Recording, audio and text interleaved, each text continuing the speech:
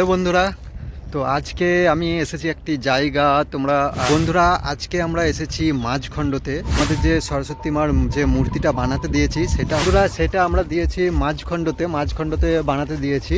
তো বন্ধুরা, সেখানে যাচ্ছি আমরা। তো সেখানে গিয়ে আমরা দেখব কেমন কি তৈরি হয়েছে। তো আমরা একটা ছবি নিয়েছিলাম, সেই ছবি দেখেই আমরা বানাতে বলেছিলাম। তো কীরকম কি বানিয়েছে সেটাই আমরা দেখতে যাচ্ছি।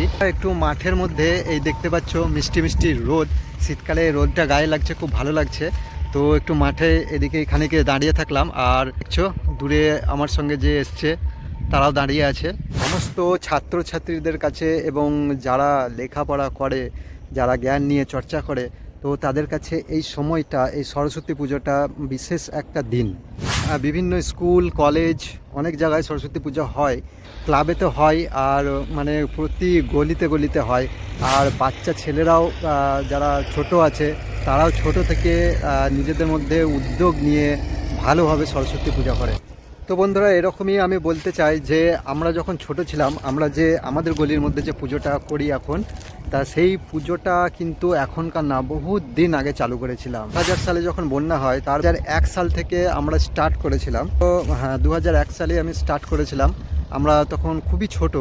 তো একটা ছোট্ট প্যান্ডেল করেছিলাম, ছোট্ট প্যান্ডেল করে তার মধ্যে আমরা সবাই গলির যত ছেলে মেয়েরা ছিলাম, তো বন্ধুরা সবাই মিলে একসাথে আমরা পুজো করেছিলাম। ছোট্ট একটা প্যান্ডেল বানিয়েছিলাম, প্রায় 2 ফুট হাইট হবে এরকম প্যান্ডেল বানিয়েছিলাম, এবং নিজেরাই হাতে ঠাকুর গড়িয়েছিলাম। এই সময় যখন মনে করি খুব ভালো লাগে।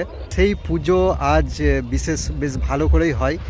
ঠাকুর বেশ বড় সড়োই ঠাকুর আনা হয় এবং সবাই একসাথে এসে আমরা এই পুজোটা করি, বেশ ভালো করেই করি। তো তোমাদেরকে তো অবশ্যই দেখাবো। সেই ছোট্ট ঠাকুর করা থেকে ঠাকুর করেছিলাম, অনেকটা ছোট্ট ঠাকুর করেছিলাম। তো সেইখান থেকে আজ অনেকটাই ভালোভাবে করা হয় ঠাকুরটা। আমাদের পর যারা আছে বা ছেলেরা, ছোট ছোট ছেলেমেয়েরা, ওরাও এই পুজোটাকে ধরে রাখছে, খুব ভালো লাগছে আমাকে। পুজোটা স্টার্ট করেছিলাম তখন কিন্তু আমরাই শুধু ছোট বাচ্চারা মিলেই করেছিলাম। পর যখন যত বছর যাচ্ছিল তখন বড়রাও আমাদেরকে সাহায্য করতে শুরু করেছিল, এবং সেই পুজোটা আজকে অনেকটাই বেশ ভালোভাবে করতে পারছি আমরা।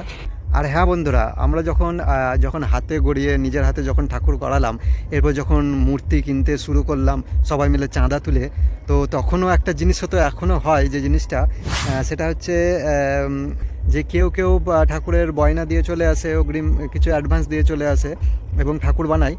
আর কেউ এমনও করে যে পুজোর আগের দিন ট্রলি নিয়ে বেরিয়ে পড়ে, এবং বন্ধুরা যেখানেই দেখে এক্সট্রা ঠাকুর হয়ে গেছে বা দাম দর করে নিয়ে নিল, তো পুজোর আগের দিনকেই সেই ঠাকুরটা তুলে নিল, আগে থেকে ঠাকুর বলে রাখে না।